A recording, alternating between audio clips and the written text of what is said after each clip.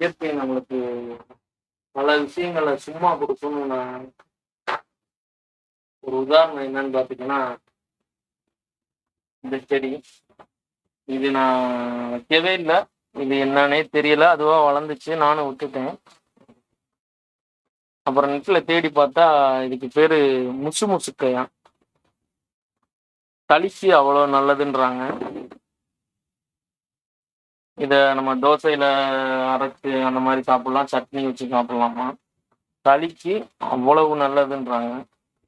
இதெல்லாம் தானா வந்தது தான். எப்படி வந்துச்சுன்னே தெரியல. இயற்கையோட அதிசயம் தான் அதெல்லாம். நம்ம இப்படிதான் டெய்லியும் தண்ணி பாய்ச்சுறோம். ஏன்னு பார்த்தீங்கன்னா, நம்மளுக்கு வேற வேலை இருக்கிறதுனால கொஞ்சம் சீக்கிரமாவும் இது பண்ணணும்.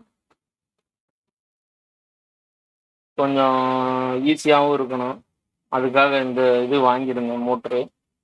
இது ஒரு ரூ. 4000 தான். கிட்டத்தட்ட ஒரு 7, 8 மாசமா பயன்படுத்திக்கிட்டு இருக்கேன். நல்லா தான் இருக்கு. நன்றி.